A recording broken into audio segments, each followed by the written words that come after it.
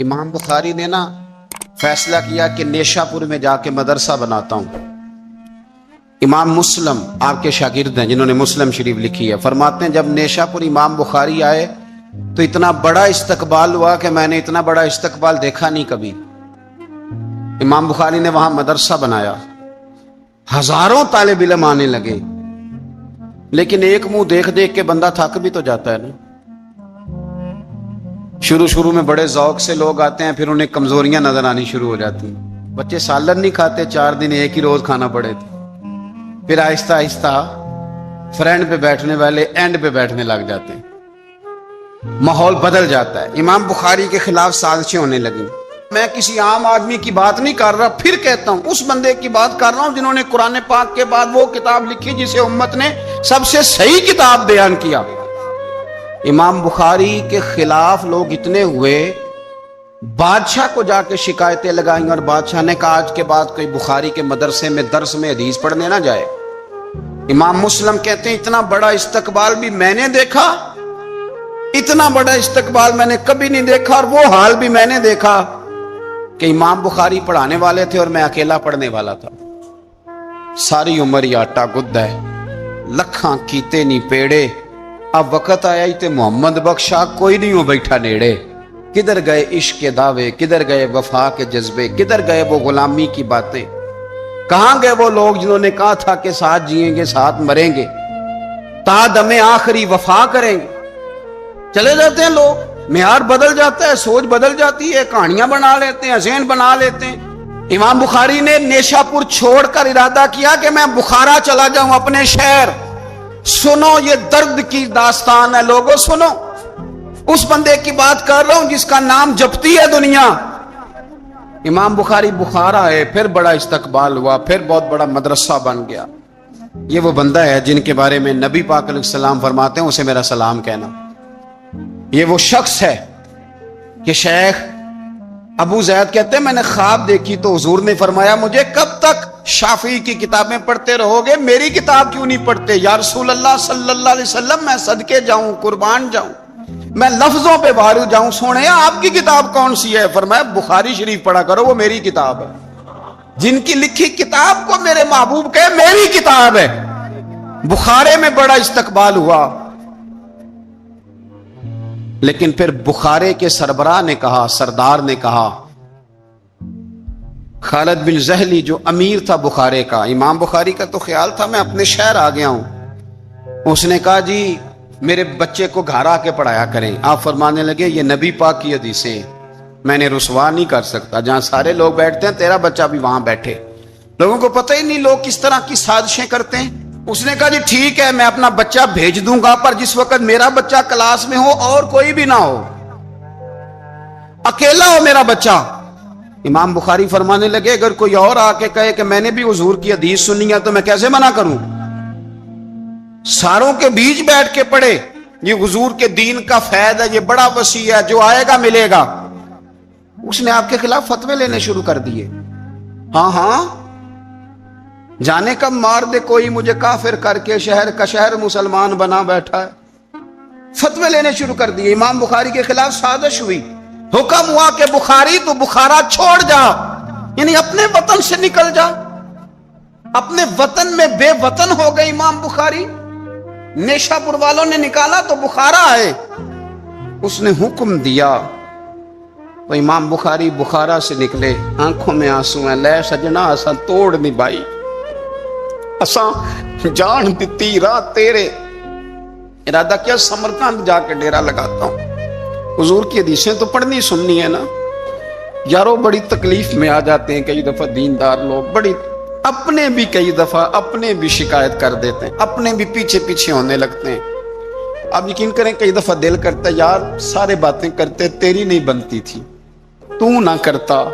ایک عالم کہا کرتے تھے ایک دفعہ کہ کسی ماں کے بیٹے نے ماں کو تانا دے دیا تو ماں رو پڑی، اور کہنے لگی پتر درانیاں کہنیاں تے بندا سی، ننانا کہنیاں تے بندا سی، تو تے میرا اپنا سے۔ اور یہ اپنے کئی دفعہ اس طرح کی بات کرتے ہیں کہ وہ کانوں سے ٹکرا کے نہیں گزرتی، وہ تیزاب کی طرح رک جاتی ہے، چھلنی ہو جاتا ہے وجود کے۔ یہ اس نے کہا ہے، اس نے میرے اپنے نے امام بخاری بخارا سے روتے ہوئے نکلے، سمرقند جاتا ہوں، پتہ چلا کہ سمرقند جانے سے پہلے ہی کچھ لوگ کہہ رہے ہیں جی دیکھو ان کے اپنوں نے نہیں رکھا، پتہ نہیں کیا حال ہے۔ امام بخاری رستے میں ایک چھوٹی سی بستی تھی خرتنگ، وہاں رک گئے۔ سنو یارو، پھر کہتا ہوں اس بندے کی بات سنا رہا ہوں جو اس امت کو سب سے قیمتی کتاب دے گیا۔ امام بخاری خرتنگ میں تھے، 62 سال عمر، سفید داڑھی، رو پڑے، اللہ میں نے ساری زندگی تیرے نبی کی حدیثیں جمع کی ہیں، اے میرے مالک تیری زمین بڑی وسیع ہے پر بخاری پر تنگ ہو گئی ہے، میرے اوپر رحم کر دے۔ امام بخاری نے وہاں دعا فرمائی، دوپہر کو دعا فرمائی، شام کو بیمار ہوئے، رات کو وصال ہو گیا۔ لے او سجنا اساں توڑ نہیں پائی، اساں توڑ نہیں پائی تے جان دیتی رات تیرے، مجھے کہہ لینے دیں، مجھے کہہ لینے دے، مجھے کہہ لینے دیں، بے قدراں کچھ قدر نہ جاتی، او کیتی خوب تسلی ہو، دنیا دار پجاری زردے کتے آندے گل ٹلی ہو، او بک بک روسن اکھیاں تکیو ویکھ حویلی کلی ہو، تے کوچ نصیر اساں جدوں کیتی، کوچ نصیر اساں جدوں کیتی، پھر بہ جانی تھر تھلی ہو، اور میرے مرنے پہ ہر سو شور مچ جائے گا، دیکھو گے کہنے الوداع سرکار خود تشریف لائیں گے۔ ایک بندہ کہتا میں نے رات کو خواب دیکھا کہ نبی پاک صحابہ سمیت کھڑے ہیں، کسی کا انتظار ہو رہا ہے۔ میں نے عرض کی سونیا میں قربان جاؤں، یہاں کیوں کھڑے ہیں؟ تو فرمایا بخاری آ رہا ہے، بخاری آ رہا ہے۔ دنیا والے بھول جائیں پر جن کی بندہ نوکری کرے وہ کیسے بھول جائیں؟ اور ویسے بھی اگر مالک کو پتا ہو نا میرا خادم ٹھیک ہے، مالک اور غلام کا تعلق مضبوط ہو تو دنیا جو مرضی کہتی پھرے۔ میرا آپ سے مشورہ ہے کبھی بھی دین کے لیے کچھ کرو تو بندوں سے نام نیکی کی امید نہ رکھنا، اگر آپ کو اجر لینا ہے تو رب رسول اجر عطا کریں گے۔ وہ شخص کہتا ہے میں نے اٹھ کے دیکھا، میں نے اٹھ کے صبح پتہ کیا تو وہ وہی وقت تھا جب مجھے حضور کی زیارت ہوئی جس وقت امام بخاری کا انتقال ہو گیا۔ لوگوں نے آپ کو دفن کیا تو قبر کی مٹی سے خوشبو آنے لگی، لوگ تبرکن مٹی لے جانے لگے۔ سمرقند کے لوگ بارش نہیں ہوتی تھی، قحط پڑ گیا، سارے کٹھے ہو کے امام بخاری کی قبر پہ گئے تو اللہ نے بارش عطا فرما دی۔ اتنا بڑا آدمی لیکن بے قدراں کچھ قدر نہ جاتی۔ دو باتیں آپ نے اس گفتگو سے یاد رکھنی ہے، ایک تو بندوں سے اجر کی امید نہ رکھیں، یہ چھوڑ دیں کہ بندے واہ واہ کریں گے تو میں نے کام کرنا۔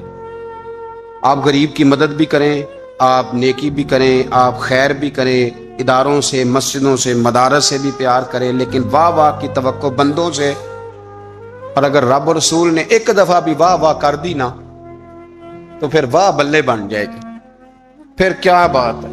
اور ویسے بھی جیڑیاں گڈیاں آپ ہی اڈیاں او نہ چڑھن اونچائیاں، وہی گڈیاں اونچیاں اڈیاں جڑیاں سائیاں آپ چڑھائیاں۔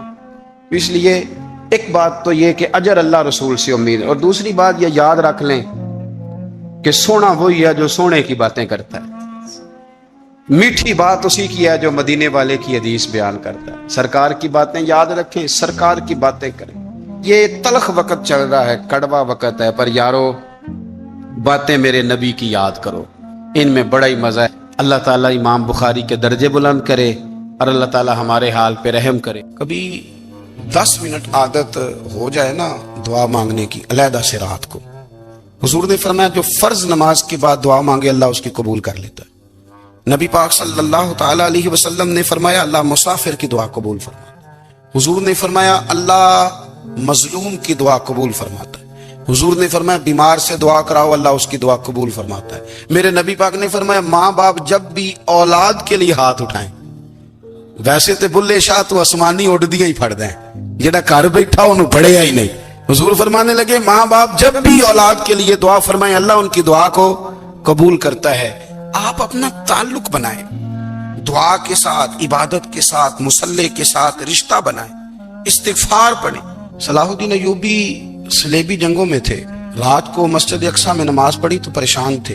ایک بزرگ سے ملاقات ہوئی تو وہ کہنے لگے کہ آپ بڑے پریشان ہیں۔ کہنے لگے حضور پریشان اس لیے ہوں کہ پہلے ہی مسلمان کمزور ہے، اب میں نے سنا ہے دشمن کا ایک بحری بیڑا وہ جنگی سامان سے بھرا ہوا آ رہا ہے، تو اب ان کے پاس اور تلواریں اور نیزے آ جائیں گے، مسلمانوں کے پاس پہلے ہی وسائل کی کمی ہے، پریشان ہو کس طرح کر کے مقابلہ کریں گے؟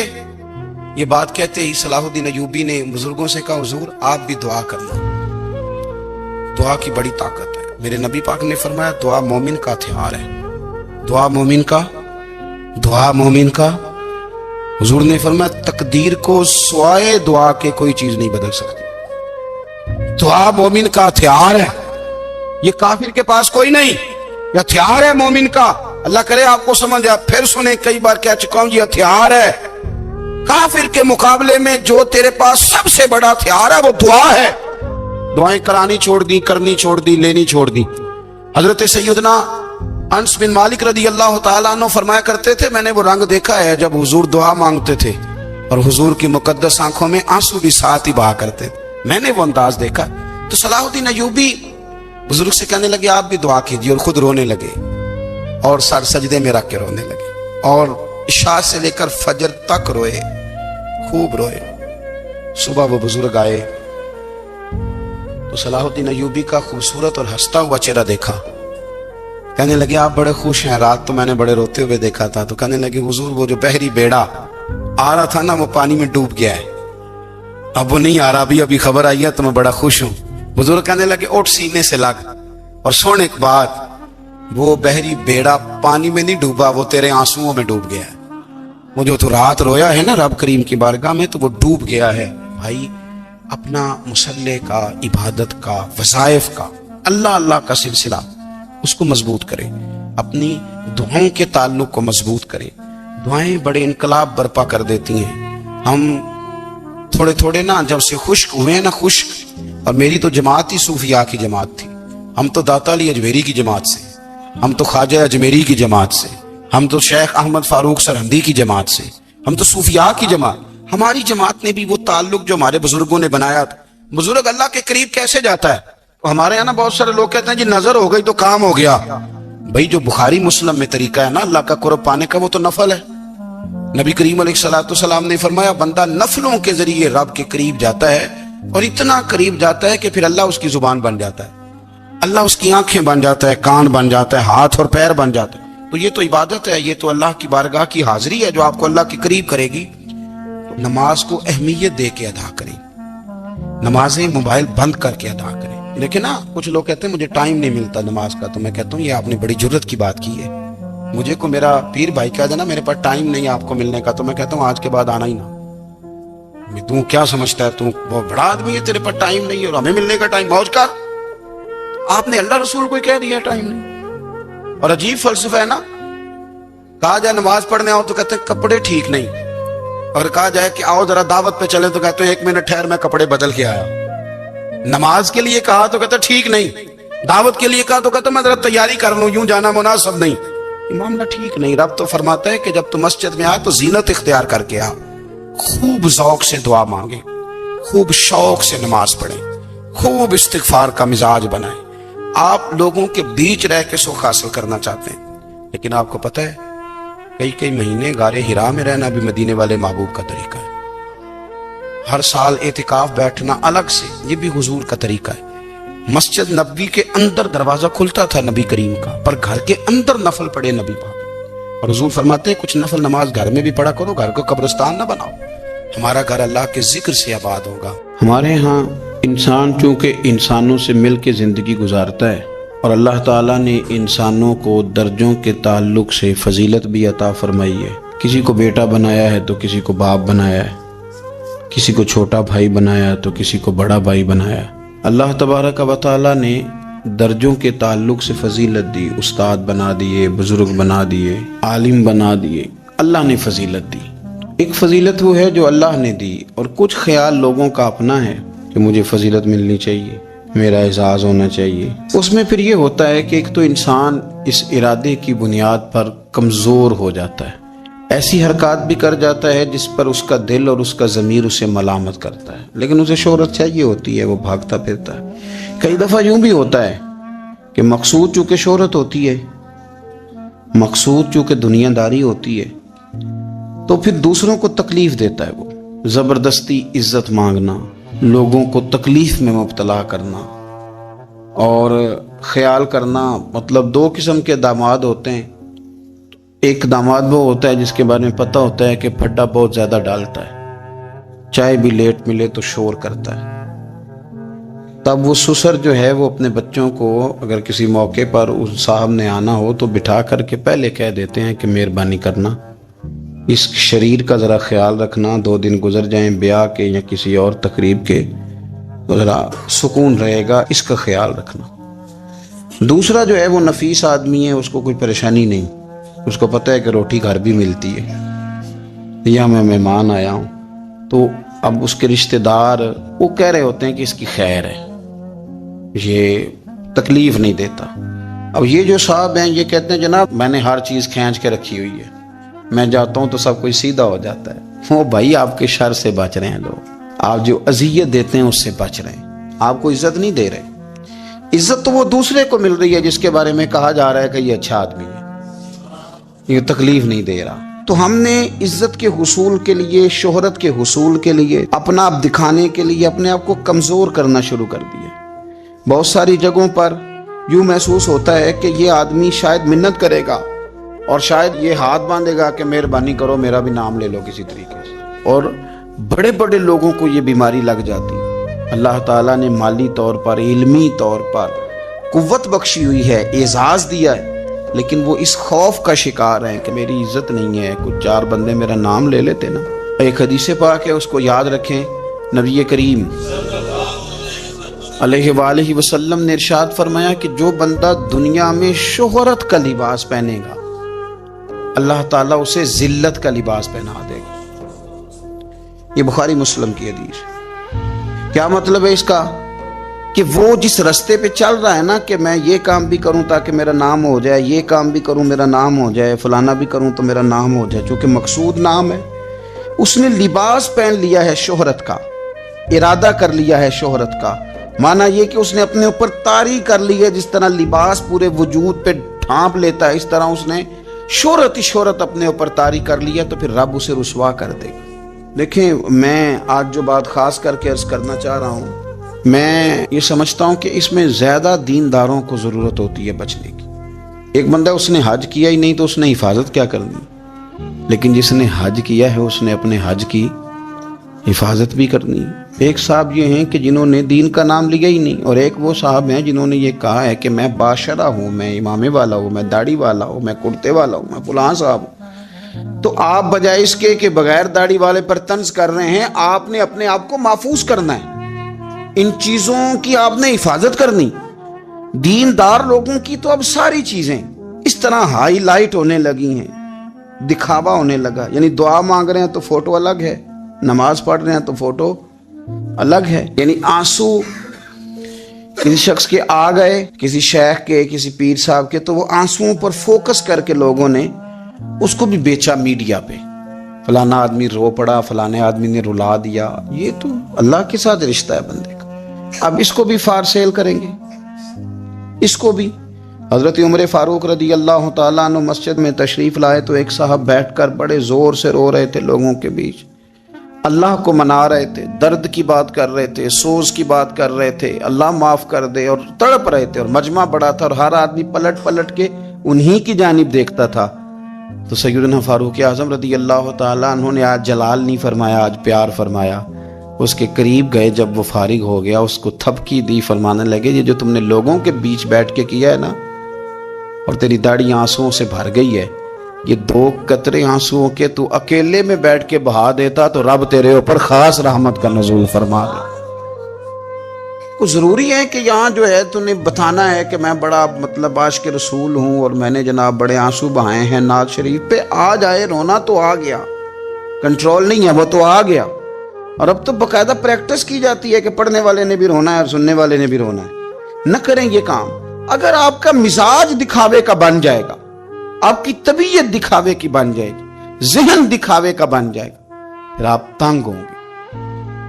بڑی عبادت کرتے تھے امام بخاری، رمضان شریف میں اپنے لوگوں کو جمع کرتے، کہتے ہو میں تمہیں نماز پڑھاؤں، تو رمضان شریف میں نماز پڑھاتے تو ہر رکعت میں 20 آیات کی تلاوت فرماتے، 3 دن کے اندر قرآن پاک ختم کرتے، عبادت کرتے۔ یہ جتنے پڑھے لکھے لوگ تھے ان کا مصلی سے رشتہ بڑا مضبوط تھا۔ ایسا نہیں تھا کہ انہوں نے علم اس لیے پڑھا ہے کہ زیادہ باتیں پڑھیں گے تو زیادہ لوگوں کو سنائیں گے، زیادہ لوگوں کو اپنے پیچھے لگائیں گے، اس طرح نہیں، بلکہ مصلح سے تعلق ان لوگوں کا مضبوط تھا۔ سیدنا امام بخاری رحمت اللہ تعالی علیہ، آپ نماز پڑھ رہے تھے تو زنبور آ گئی، بھیڑ آ گئی، سمجھ لیں بچھو آ گیا، وہ کرتے میں گھس گیا، اس نے 17 جگہ پہ امام بخاری کو ڈانگ مارا، زخم ہو گئے، لیکن نماز پڑھتے رہے۔ نماز کے بعد تسلی سے بیٹھے تو شاگرد سے کہنے لگے ذرا دیکھنا پشت پہ کیا ہے۔ آپ یقین کریں ہماری نمازیں تو ہیں پر سکون والی نہیں، مزے والی نہیں۔ وہ موبائل ہے، وہ سائلنٹ پہ لگا ہوا ہے، اور نماز کے بعد اس طرح سے لوگ موبائل کھولتے ہیں جیسے قبولیت کا کوئی میسج نہیں معاذ اللہ آ گیا کہ دیکھ لو قبول ہو گئی ہے۔ اتنی جلدی ہے، کوئی ٹھہراؤ نہیں، اطمینان قلبی نہیں، قرار حاصل کریں۔ پڑھنی تو ہے، تو مزہ لے کے کیوں نہ پڑھیں، سکون سے کیوں نہ پڑھیں۔ کہا ذرا دیکھنا میری پشت پہ کیا ہے، تو شاگرد کہتے ہیں جب ہم نے امام بخاری رحمت اللہ علیہ کی کمر سے کپڑا اٹھایا 17 جگہ پہ زخم بنے ہوئے تھے، تو عرض کی حضور جب اس نے ڈانگ مارا تھا تو آپ، یہ تو بڑا سخت زخم ہے، آپ نے توجہ نہیں کی۔ فرمایا یار میں نے ایک سورت شروع کر لی تھی نماز میں تو دل نہیں کرتا تھا سورت چھوڑوں، میں نے پوری کر کے رکوع کیا ہے۔ تو امام بخاری کی دلچسپی، پھر سیرت اور کردار، آپ لاکھوں حدیثیں جانیں اور آپ کہیں مجھے بڑا کچھ آتا ہے لیکن آپ کا عمل صفر ہو، نہ اخلاق ہو، نہ سخاوت ہو، نہ دیانت ہو، تو اس کا ذائقہ کیا رہا؟ یہ تو پھر طوطے کتنا، طوطے کو بھی لفظ یاد کرا دیے جائیں تو وہ بھی یاد کر لیتا ہے۔ امام بخاری رحمت اللہ تعالی علیہ، آپ کو اللہ نے کردار عطا فرمایا تھا، سیرت۔ آپ فرمایا کرتے تھے ایک گناہ میں نے نہیں کیا اور مجھے امید ہے اللہ سے جب میں ملاقات کروں گا تو رب اس کے بارے میں مجھ سے سوال بھی نہیں کرے گا۔ جناب وہ کون سا؟ فرمانے لگے میں نے رب کریم کے کسی بندے کی کبھی غیبت نہیں کی، اس کی پشت کے پیچھے بیٹھ کر کبھی اس کی چغلی، یہ بڑا میلا کچیلا کام ہے، میلا کچیلا، آپ یقین کریں۔ اور اس طرح بندے تھوڑی دیر کے لیے آپ کے حمایتی بن جاتے ہیں لیکن مختصر ٹائم کے لیے، یہ میرے تجربے سے آپ کو بتا رہا ہوں۔ آپ کسی بندے کے خلاف تھوڑی دیر کے لیے بیٹھ جائیں، اور بہت سارے لوگوں کو نا یہ بڑا کام آتا ہے، یہ کام وہ کرتے ہیں انہیں کام آتا ہے، ان کو پتہ ہوتا ہے کہ کس کے خلاف میں بات کروں گا تو یہ بندہ راضی ہوگا، اس کا کون مخالف ہے۔ وہ تھوڑی بات چھیڑی، اس نے بھی چھیڑی، پھر جرانہ لگ گیا۔ جو آپ کے ساتھ بیٹھ کر کسی کے خلاف باتیں کرتا ہے وہ سب سے پہلے آپ کے خلاف شروع کرے گا، وہ آپ کو استعمال کرے گا، ٹیشو پیپر سے زیادہ آپ کچھ نہیں ہیں اس کے لیے۔ کبھی بھی اس طرح کا رویہ نہ بنائیں، مثبت رہیں، آپ کا فائدہ ہوگا۔ اور غیبت چونکہ مردہ بھائی کا گوشت کھانا ہے تو آپ کے اندر یا آپ کے ذہن کو بڑا خراب کرتی ہے، بے سکون کرتی ہے۔ آپ اللہ تعالیٰ اپنے بندوں سے بڑا جلد راضی ہو جاتا ہے، وہ اپنے بندوں کو بہت زیادہ مشقت میں نہیں ڈالتا، وہ اپنے بندوں سے اپنی نعمتوں کا بدلہ نہیں چاہتا، بہت سخت مشقت والی عبادتیں نعمتوں کے بدلے نہیں چاہتا، وہ بڑی جلدی رحم فرماتا ہے۔ ماں پیار کرتی ہے اپنے بچے سے لیکن وہ ناراض بھی ہو جاتی ہے بعض چیزوں پہ، بعض معاملات اس کا دل بھی دکھاتے ہیں، بعض جگہ وہ رو کے یہ بھی کہتی ہے کہ تو نے میری محبت کا کوئی نتیجہ نہیں مجھے دیا، میری ساری کمائی تو نے ضائع کر دی۔ والد بہت ساری جگہوں پہ ناراض ہوتا ہے، شکوہ کرتا ہے، کہتا ہے میری بیماریوں کی، پریشانیوں کی، بڑھاپے کی، کمزوریاں کا سبب بیٹے تو ہی بن گیا، یہ ساری تکلیفیں تو ٹھیک ہو جائیں تو میری شاید عمر بھی بڑھ جائے، صحت بھی ٹھیک ہو جائے، میں زیادہ دیر جوان رہ سکوں۔ ناراض ہوتے ہیں ماں باپ، اسی طرح ماں باپ راضی بھی ہو جاتے ہیں،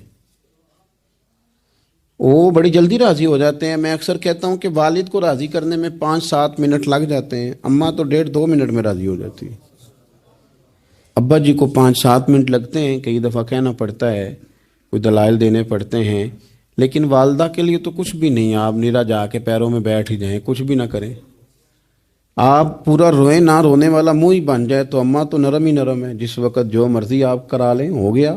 اللہ تبارک و تعالی بلا مثال و بلا تشبیہ سمجھانے کے لیے عرض کرتا ہوں، اللہ بھی بعض معاملات میں اپنے بندوں سے ناراض ہو جاتا ہے،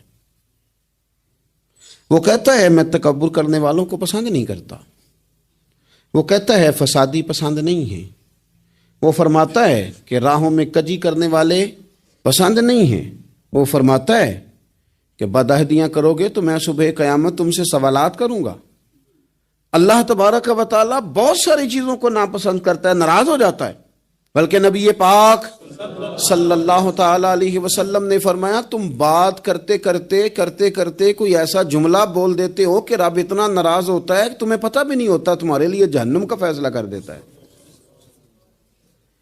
اس لیے پہلے تولو پھر بولو، خود اپنے لفظوں کی تو تم پہرے داری کرو نا کہ میں کیا کہہ رہا ہوں۔ کوئی ایسا جملہ، کوئی ایسی بات وارث شاہ مان کری نہ وارثاں دا، کوئی ایسی بات نہ تمہاری زبان سے نکلے۔ اور حضور یہ بھی فرماتے ہیں کہ اس کا دوسرا پہلو بھی ہے، بعض اوقات تم بات کرتے ایسا جملہ کہتے ہو وہ اتنا راضی ہوتا ہے کہ تمہارے لیے جنت کا فیصلہ فرما دیتا ہے۔ مسلمان کو اب یہ حکم ہے، اس ساری گفتگو کا نتیجہ یہ ہے کہ وہ اپنے جذبات پر، خیالات پر، نگاہوں پر، زبان پر، کانوں پر تھوڑی توجہ دے، بے لگام نہ بنے، بے ترتیب نہ بنے، جو طبیعت میں آئے کر نہ گزرے، تھوڑا سا نہ سوچے سمجھے اور تھوڑا سنبھل کے چلے، کبھی ان کاموں کی طرف نہ جائے جن سے رب ناراض ہو جاتا ہے، ان کاموں کی طرف بڑھے جن سے اللہ راضی ہوتا ہے۔ میرے نبی پاک صلی اللہ تعالی علیہ وآلہ وسلم نے ارشاد فرمایا، بعض احادیث میں لفظ یہ ہیں کہ اللہ اپنے بندوں کو دیکھ کے مسکراتا ہے جو اس کی شان کے لائق۔ جس ترتیب سے ہم مسکراتے ہیں، جس ترتیب سے ہم روتے ہیں، جس ترتیب سے ہم کسی بات کا اظہار تشکر کرتے ہیں، خدا ان باتوں سے پاک ہے۔ اب بہت ساری حدیثوں میں آیا کہ وہ مسکراتا ہے، تو کیا مطلب ہے مسکرانے کا؟ تو علماء تفسیر نے لکھا ہے مسکرانے کا مطلب یہ ہے کہ وہ بڑا ہی راضی ہوتا ہے اپنے بندے سے، بڑا راضی ہوتا ہے، یہ مطلب ہے۔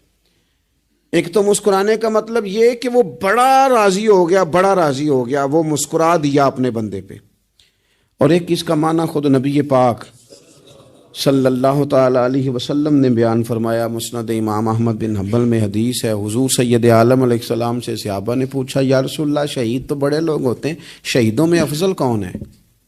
تو اللہ کے حبیب علیہ الصلوۃ والسلام فرمانے لگے وہ والا بندہ جو ڈٹ گیا تھا کافروں کے مقابلے میں، وہ ہلا نہیں، پوری طرح ڈٹ کے جو لڑا وہ شہداء میں افضل ہے۔ حضور فرماتے ہیں وہ جنت کے بالا خانوں میں سیر کرے گا اور رب اسے دیکھ کے مسکرائے گا،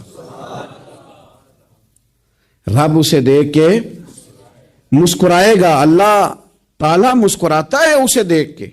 اور اگلے جملے میں حضور نے وضاحت کر دی، فرمایا جب رب دنیا میں کسی پر مسکراتا ہے نا تو اس کا معنی یہ ہے کہ قیامت میں پھر اللہ اسے حساب کوئی نہیں لے گا۔ جس پر اللہ دنیا میں مسکرا دیا اس سے کوئی حساب، تو وہ کام ڈھونڈنے چاہیے نا جس سے اللہ مسکرائے۔ ویسے کبھی ہم ایسا کرتے ہیں کہ نہیں کہ کسی کو راضی کیا جائے؟ یہ کام ہم کرتے ہیں کہ ہماری کمپنی کا جو سربراہ ہے وہ ہم سے راضی رہے، جس ادارے میں ہم پڑھاتے ہیں اس ادارے کا بڑا ہم سے راضی رہے، یہ کرتے ہیں ہم۔ اس کے لیے کچھ نہ کچھ ہیلے بہانے ہم کرتے ہیں، برادری، قبیلہ، علاقہ، بستی، لوگ کسی طریقے سے ہمارے ساتھ مطمئن رہیں، کرتے ہیں نا یہ سارے کام۔ اس میں تھوڑی مشکل بھی ہمیں آتی ہے لیکن کرتے ہیں، کیا کریں۔ گھر میں بھی کئی دفعہ ایسا ماحول بنانا پڑتا ہے۔ چلیں ایک اور میٹھی مثال دیتے ہیں، زیادہ سمجھ میں آئے گی۔ چھوٹا بچہ خوش رہے، آپ اس کے لیے محنت نہیں کرتے، وہ چھوٹا ہے، اس کو خوش کرنا فرض ہے ابا پہ، لیکن وہ کہتا ہے کہ میں نے موٹر سائیکل لینا ہے، چھوٹا ہے چلا ہی نہیں پائے گا، تو ابا پھر اسے راضی کرتا ہے، کہتا ہے بیٹے چھوٹا سائیکل لے لے، چل میں تجھے اڑانے والا جہاز لے دیتا ہوں۔ مقصود کیا ہے کہ اس کو ناراض نہیں کرنا، یہ روئے نہ، اس کا دل نہ ٹوٹے۔ ہو یارو سنو نا میں کیا کہہ رہا ہوں، اگر چھوٹے بچے کے لیے وہ چیزیں ڈھونڈتے ہو، میرے ابا جی نا اپنے نواسے کے لیے کھلونا لے کے آئے تو بچہ بڑا ہی کھیلا، تو ابا جی کہنے لگے لو پیسے پورے ہو گئے میرے، بچے کو پسند بڑا ہے نا، پیسے پورے کر چھڑے نے، دیکھو نا جی کتنا اس کو راضی ہوا ہے۔ تو انسان کیا کرتا ہے کہ کوشش کرتا ہے چھوٹا بچہ بھی ناراض نہ ہو، تو وہ چیزیں وہ ڈھونڈتا ہے کہ اس کو کیا پسند ہے، چاکلیٹ لے جاؤں، فلاں چیز لے جاؤں، آئس کریم لے جاؤں۔ تو ایک بچے کے لیے، گھر کے لیے، سربراہ کے لیے اتنی محنت کرتے ہو، تو وہ کام بھی ہمیں ڈھونڈ کے تلاش کرنے چاہیے نا جس سے رب راضی ہوتا ہے۔ اللہ راضی ہوتا ہے. بتاؤں وہ کون کون سے کام ہیں؟ نبی کریم صلی اللہ تعالی علیہ وسلم نے ارشاد فرمایا 3 لوگ ہیں جنہیں دیکھ کے رب مسکراتا ہے. یا رسول اللہ صلی اللہ علیہ وسلم وہ کون کون سے؟ تو محبوب فرمانے لگے ایک وہ بندہ ساری مخلوق سوئی ہے، آدھی رات ہے، رات کا پچھلا پہر ہے، اس نے اٹھ کے وضو کر لیا، مصلی پہ کھڑا ہو گیا خدا کی یاد میں. فرمایا اسے دیکھ کے رب مسکراتا ہے جو اس کی شان کے لائق ہے.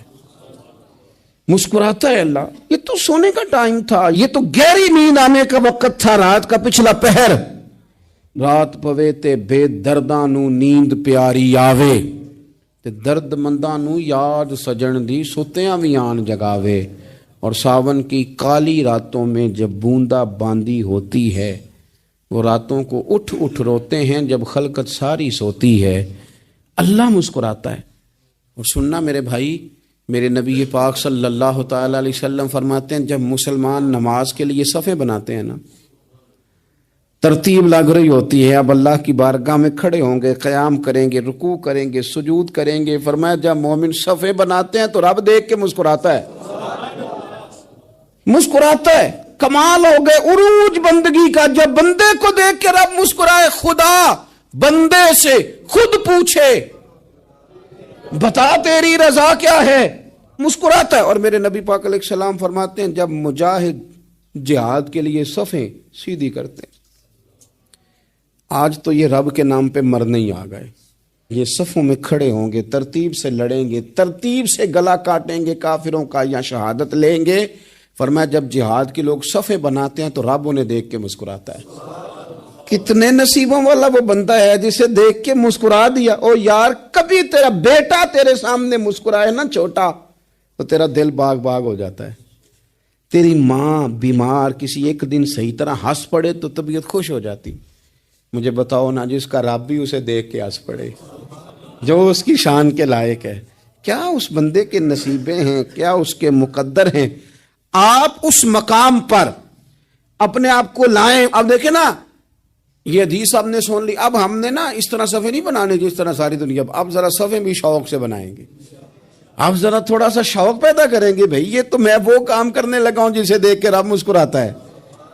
نبی پاک صلی اللہ علیہ وسلم نے فرمایا جب کو بندہ توبہ کرتا ہے نا،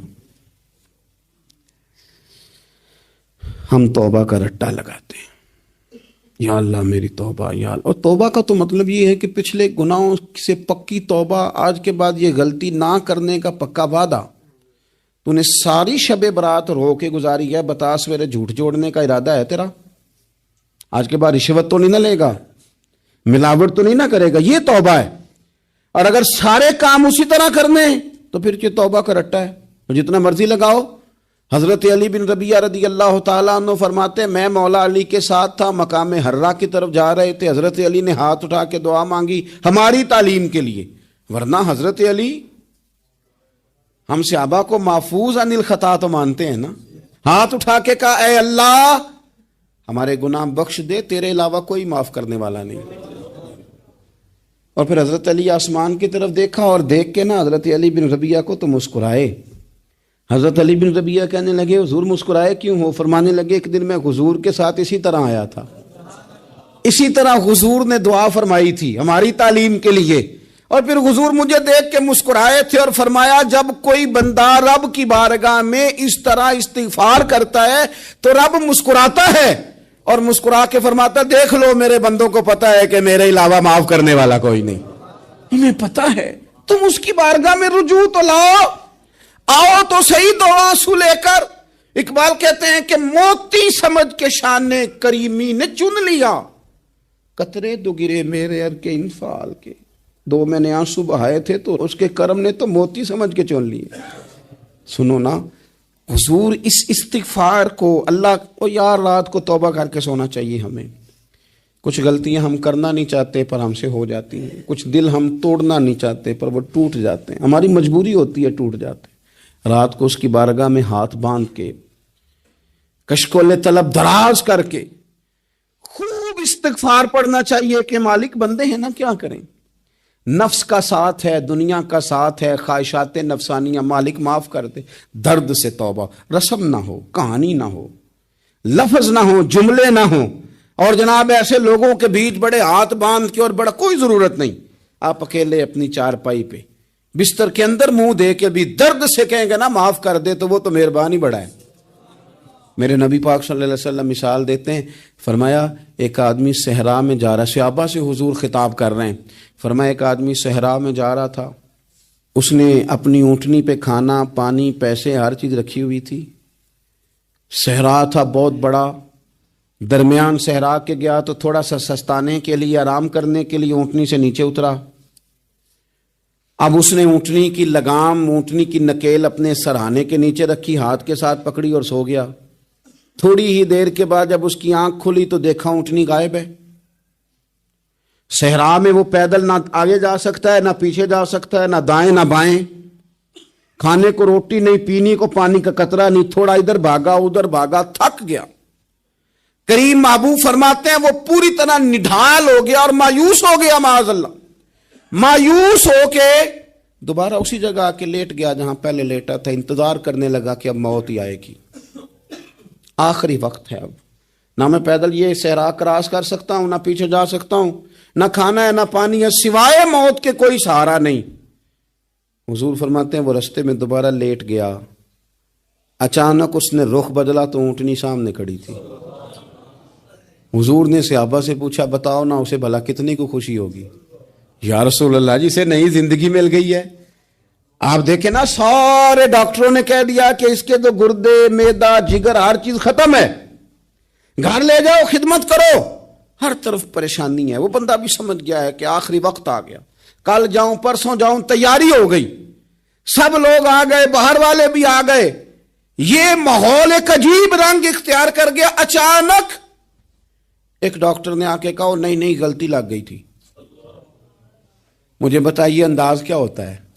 بغیر دوائی کے بندہ اٹھ کے کھڑا نہیں ہو جاتا، او میں تو بچ گیا ہوں۔ نبی پاک صلی اللہ علیہ وسلم فرمانے لگے اس کی اونٹنی مل گئی، بتاؤ بھلا اسے کتنی خوشی ہوگی؟ یا رسول اللہ وہ تو دوبارہ دنیا میں آ گیا۔ حضور فرمانے لگے اسے کچھ بھی خوشی نہیں ہوئی۔ جب کوئی رب کا گناہ گار بندہ آ کے توبہ کرتا ہے، رب کو اس سے کئی گنا زیادہ خوشی ہوتی ہے۔ میرا بندہ آ گیا ہے، میرا بندہ آ گیا ہے، میرے گھر آ گیا۔ اس نے آنسو بہائے ہیں، اس نے کہا اللہ میں تیرا ہی ہوں، تیرا ہی رزق کھاتا ہوں، تیری ہی زمین پہ رہتا ہوں، تیرے نام سے میری سانسیں چلتی ہیں۔ وہ آ گیا۔ فرمایا اس اونٹنی والے سے زیادہ رب کو خوشی ہوتی ہے جب گناہگار آ کے توبہ کرتا ہے۔ گناہگاروں کے آنسو اس کی بارگاہ میں بڑے مقبول ہیں، لیکن ہم رسم ادا کرتے ہیں، توبہ نہیں کرتے۔ ہم اپنے آپ کے ساتھ دھوکہ کرتے ہیں، جھوٹ بولتے ہیں۔ ہم بندہ کوئی ناراض ہو جائے تو ہمیں کو نہیں نیند آتی، اس کے گھر چلے جاتے ہیں۔ ہم اپنے سارے رشتوں کو تعلقات کو مینٹین کر کے رکھنے کے عادی ہیں۔ ہمیں پتہ ہے کہ وہاں میں نہیں جا سکا تو بیٹا بھیجتا ہوں، فلاں شادی پہ میں نہیں جا سکا تو بھتیجا بھیجتا ہوں، بھائی بھیجتا ہوں۔ ہر تعلق کا ہم نے خیال رکھا کوئی روٹھ نہ جائے،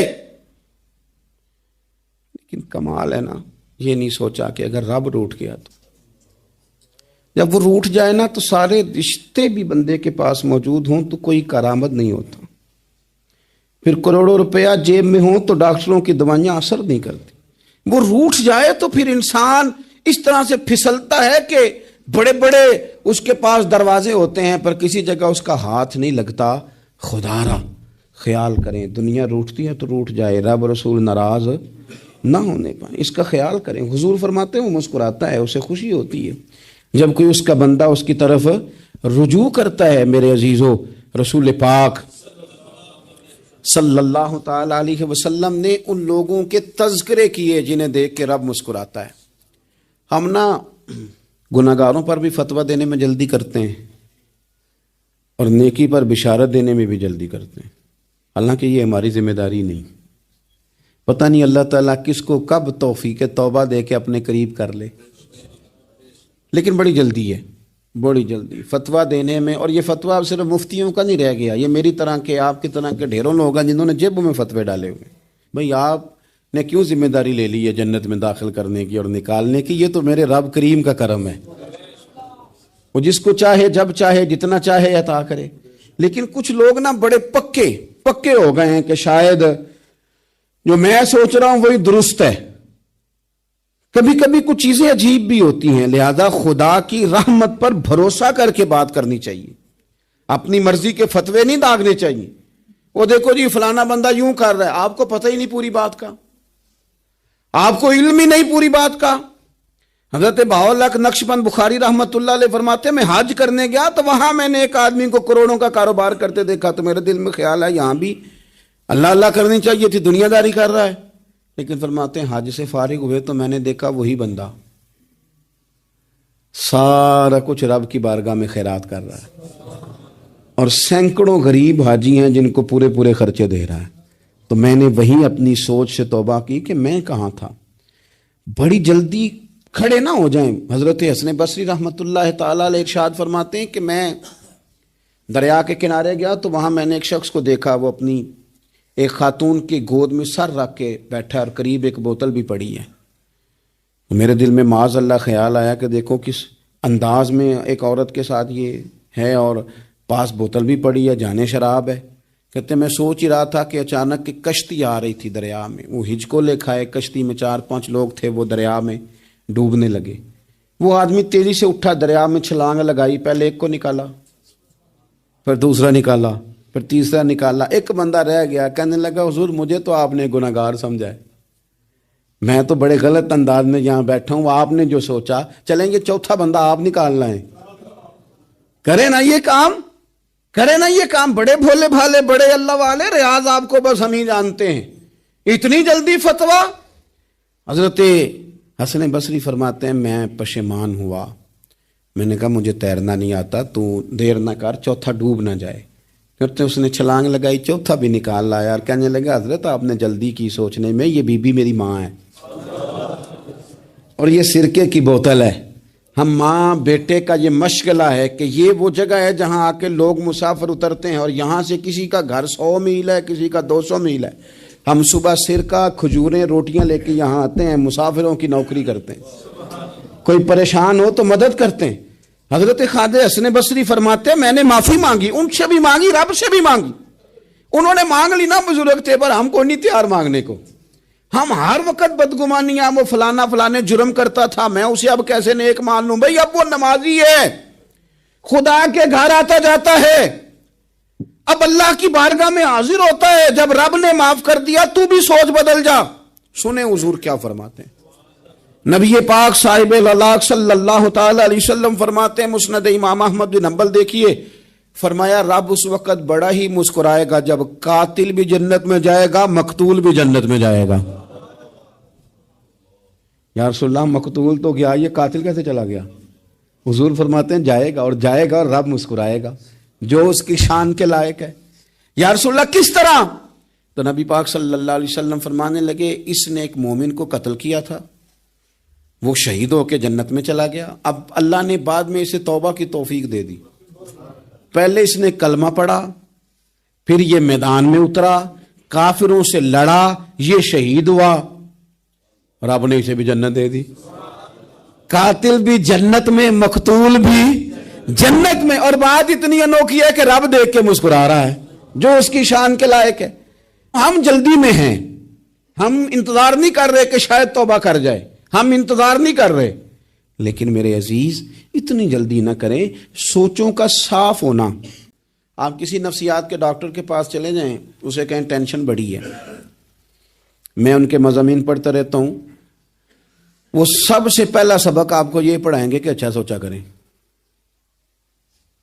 اچھا سوچنے سے بندہ تندرست رہتا ہے. کس سے بندہ تندرست رہتا ہے؟ ہیں جی واقعی.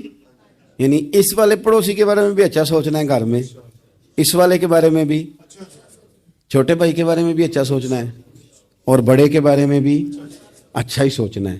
یعنی اپنی برادری قبیلے کے بارے میں بھی اچھا سوچیں، جو قبیلے کا نہیں اس کے بارے میں بھی چلیں تھوڑا سا اچھا سوچ لیں. اپنے بارے میں تو اچھا سوچا ہے بڑا. میں کہتا ہوں کہ ہم اپنی غلطیوں سمیت اپنے آپ سے بڑا پیار کرتے ہیں، اور دوسرے کی ایک غلطی نظر آ جائے تو ہمیں گھین آنے لگ جاتی ہے. آپ جلدی نہ کریں، مالک نے موقع دیا ہے بندوں کو.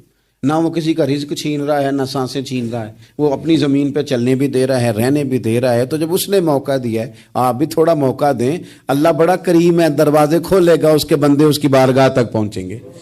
بدگمانیاں اور پھر بدگمانیوں کا عروج اور اس لیول تک جا کے بات کر دینے کا جہاں سے خوف آئے کہ یار یہ بات نہیں کرنی چاہیے تھی۔ رسول کائنات سرور دو عالم صلی اللہ تعالی علیہ وسلم فرماتے ہیں کہ اللہ مسکراتا ہے۔ دیکھو ہمارے ہاں نا ایک اور بھی مسئلہ بن گیا ہے، میں نے کچھ لوگوں کو نا پکا، میرے پیارے ہیں، محبت ہے مجھے، تو میں چونکہ آپ میری کلاس ہیں، میں مشاہداتی اور تجرباتی باتیں بھی کر لیتا ہوں، اسی کی روشنی میں کئی دفعہ گفتگو بھی تیار کرتا ہوں۔ کچھ لوگوں نے نا پکا ذہن بنا لیا یہ کہنے کا کہ ہاتھ بڑا تنگ ہے، پکا، آپ جس وقت پوچھ لیں ان کا ہاتھ اور بڑا ہی زیادہ تنگ ہے۔ آپ یقین کریں بہن کا جو خامند ہے وہ کہہ رہا ہے جا حصہ لے کے آ، تیرے بھائیوں کی کمائی تو نہیں، تیرے ابا کی ہے، لے کے آ۔ وہ بیچاری اس کی منتیں کر رہی ہے، کہتی ہے اگر جاؤں گی نا تو وہ کہیں گے حصہ لے جا، آج کے بعد ہمارے گھر نہ آنا، میرا دروازہ نہ بند کرو، مہربانی کرو۔ اور بھائی سے بات کرتی ہے تو کہتا ہے ہاتھ ہی بڑا تنگ ہے، جب ٹھیک ہوگا تو دے دوں گا۔ نہ کریں یہ ظلم، ہمارے اپنے تڑپتے رہتے ہیں اور ہماری دولتیں اندر پڑی رہتی ہیں، ہمارے اپنے چھوٹی چھوٹی ضروریات کے لیے پریشان ہوتے ہیں، لیکن ہم بڑے بڑے بہانے ہیں ہمارے پاس، کہتے ہیں یہ نکما ہے، یہ نکھٹو ہے، یہ کام نہیں کرتا، اس میں فلانا ہے، بے فلانا ہے، بلہذا میں نے نہیں ساتھ چلنا۔ اظہار جب آپ کے اندر پیدا ہوتا ہے نا، اظہار جب کسی کے لیے آپ حساس ہوتے ہیں تو آپ کو بھی سرور حاصل ہوتا ہے۔ نہ کریں یہ کام کہ آپ کو اللہ نے وسعت دی اور ہر وقت آپ ہاتھ تانگ ہونے کا رونا رو رہے ہیں، ہر وقت آپ یہ کہہ رہے ہیں میں بڑی آزمائش میں ہوں، جب خدا نے آپ پہ نہیں ڈالی تو اتنے جھوٹ بولنا صرف اس لیے کہ میرے پیسے بچ جائیں، صرف اس لیے کہانی سنانا کہ حالات میرے بڑے خراب ہیں کہ کوئی بندہ میرے سے کوئی تھوڑا بہت قرض نہ مانگ لے۔ سنو، نبی پاک صلی اللہ علیہ وسلم کے پاس مہمان آ گیا، بخاری مسلم ہے، حضور نے ازواج مطہرات کے گھروں میں پیغام بھیجا کچھ چیز ہے ضیافت کے لیے، یا رسول اللہ کچھ بھی نہیں، یہ دو جہاں کے شاہ ہیں اور پاس کچھ رکھتے نہیں، دو جہاں کی نعمتیں ہیں ان کے خالی ہاتھ میں، یا رسول اللہ کوئی چیز بھی نہیں۔ حضور نے صحابہ کے مجمع پہ نظر ڈالی، یا رسول اللہ صلی اللہ علیہ وسلم حکم ہو، تو حضور فرمانے لگے تم میں سے کوئی بندہ ہے جو اسے گھر لے جائے روٹی کھلائے۔ ایک صحابی اٹھے فوراً، حضور میں لے کے جاتا ہوں کھانا کھلاتا ہوں، فرماتے ہیں میرے گھر میں صرف بچوں کا کھانا تھا،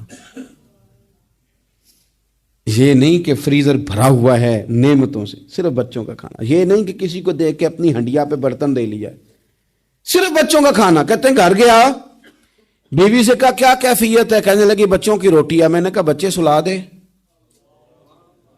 صبح ناشتہ کر لیں گے۔ تو کہنے لگی آپ کیا کھائیں گے؟ تو میں نے کہا نہ میں کھاؤں گا نہ تو کھائے گی، مہمان جو نبی پاک کا ہے۔ کہا اچھا، اب ذرا تجویز دیکھو میاں بیوی کی سوجھی آپس میں۔ کہتے ہیں کھانا لگا دینا، کیونکہ ایک آدھ بندے کا کھانا ہے۔ اپنی غربتوں کا ہر جگہ اظہار کرنا، رونا رونا، یہ دیکھو غربت کیسے چھپائی جا رہی۔ اس کو کہا نہیں کہ چل تو تھوڑا رحم کھا، تو آیا ہے تو تھوڑا رحم کھا، یہ نہیں کہا اٹھ کے نا تو کھانا رکھنا اور اٹھ کے نا چراغ ٹھیک کرنے کے بہانے بجھا دینا۔ ہم دنیا والوں کے سامنے کیوں اپنے دکھ بیان کریں؟ ہم جو کہیں گے رب رسول کی بارگاہ میں کہیں گے۔ تو نا چراغ ٹھیک کرنے کے بہانے، اہلیہ اٹھی، کھانا دینے کے بعد چراغ ٹھیک کرنے کے بہانے بجھا دیا۔ خامد بھی ہاتھ چلاتے رہے، بیوی کبھی برتن رکھتی کبھی اٹھاتی، پتہ چلے کہ کھانا کھا رہے ہیں، کھانا کھایا جا رہا ہے۔ کہتے ہیں مہمان پیٹ بھر کے کھانا کھا گیا۔ یہ کام ہوا رات کے اندھیرے میں، اس وقت ہوا جب چراغ بھی بند تھا، اس وقت ہوا جب کوئی دیکھنے والا نہیں تھا، کسی پڑوسی کو بھی خبر نہیں تھی۔ فرماتے ہیں صبح کے اجالے میں اس مہمان کو لے کے مسجد نبوی میں نے قدم رکھا تو نبی کریم نے فرمایا رات جو تم نے کام کیا ہے نا اسے دیکھ کے میرا رب بڑا مسکرایا ہے، اللہ بڑا مسکرایا ہے۔ اللہ تر دامنی پہ شیخ ہماری نہ جائیے، ہم دامن نچوڑ دیں تو فرشتے وضو کریں۔ یہ شان ہے صحابہ کی۔ نبی کریم علیہ السلام نے فرمایا رب رات مسکرایا تیرا یہ انداز دیکھ کے، اور اس نے قرآن نازل کیا وَيُؤْثِرُونَ عَلَىٰ أَنفُسِهِمْ وَلَوْ كَانَ بِهِمْ خَصَاصَةٌ۔ کچھ لوگ وہ ہیں جنہیں بڑی بھی ضرورت ہو تو دوسروں پر اثار کر دیتے ہیں۔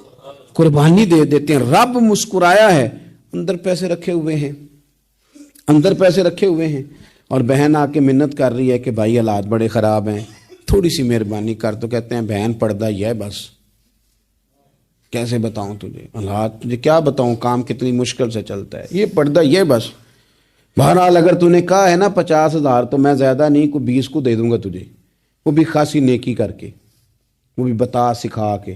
رات اماں پہ علیحدہ سے احسان چڑھاؤں گا, ابا پہ علیحدہ سے چڑھاؤں گا کہ تمہاری بیٹی کے ساتھ تعاون کر رہا ہوں, سارے علاقے کو ویسے ہی بتاؤں گا. اور وہ غریبنی بیچاری 20,000 لے کے گھر گئی ہے, پھر سفارشیں کر رہی ہے کہ مہربانی کرو. میں نے ایسے بھی دیکھے ہیں جو پہلے بیوی کو پکڑاتے ہیں, تو دے, اس لیے کہ پھر وزیر اعظم تو ڈنڈا نکال لے گا تو بڑا مشکل ہو جائے گا پھر گھر میں رہنا. لہذا وہ یہ تو آگے لگ.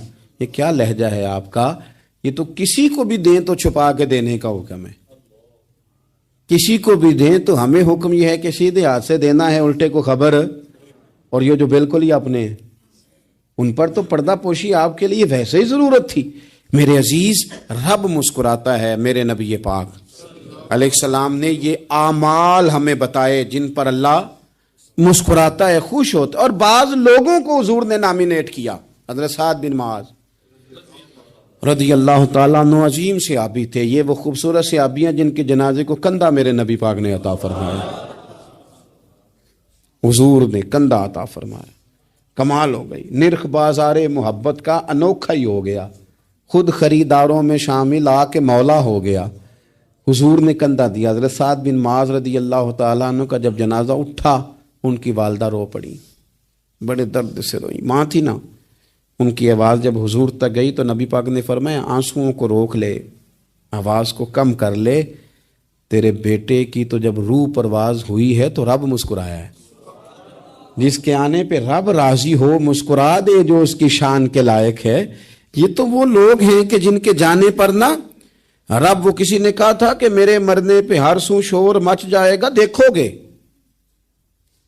میرے مرنے پہ ہر سو شور, تمہیں پتہ چل جائے گا جب ہم جائیں گے. میرے مرنے پہ ہر سو شور مچ جائے گا, دیکھو گے. اور کہنے الوداع سرکار خود تشریف لائیں گے. اور درویش کہنے لگے بعد مرندے مکھڑا میرا ہو جاوے جے تازہ, پھر سمجھ لینا محبوب میرے نے آن پڑے ہے جنازہ. اور عاشق کا جنازہ ہے, ذرا دھوم سے نکلے اور محبوب کی گلیوں سے ذرا گھوم کے نکلے. فرمایا کہ ان کے تو جانے پہ رب کریم. اور حضور نے ایک دعا بھی دی. حضرت ابو طلحہ, حضرت طلحہ رضی اللہ تعالیٰ عنہ صحابی تھے, ان کا وصال ہو گیا تو حضور نے دعا بھی دی. فرمایا یا اللہ جب میرا طلحہ آئے نا تو اس سے مسکرا کے بات کرنا, یہ تجھ سے مسکرا کے بات کرے جو تیری شان کے لائق ہے. تو اللہ تعالیٰ غائب درجے راضی ہوتا ہے. ایک دفعہ پھر بات دہراتا ہوں, جو میدان میں ڈٹ کے شہید ہو رب اسے دیکھ کے مسکراتا ہے, جو اس کی شان کے لائق. جو توبہ صحیح کریں, سچی کریں, رب انہیں دیکھ کے مسکراتا ہے جو اس کی شان کے لائق ہے. جو نماز کے لیے صفیں بنائے رب انہیں دیکھ کے مسکراتا ہے. جو جہاد کے لیے صفیں بنائے رب دیکھ کے مسکراتا ہے. جو لوگ صبح پچھلے پہر اٹھ کے عبادت کریں رب انہیں دیکھ کے مسکراتا ہے. اور جو کبھی کبھی بھوکے رہ کے دوسروں پر قربان کر کے احسار کر دیں رب انہیں دیکھ کے مسکراتا ہے. بہت بڑی فضیلت ہے. اللہ ان سارے کاموں میں سے کسی ایک کام پہ ہمیں بھی لگا دے تاکہ یہ بڑی فضیلت اللہ تعالی ہم گناہگاروں کے حصے میں بھی فرما دے. آخر دعوانا ان الحمد للہ رب العالمین.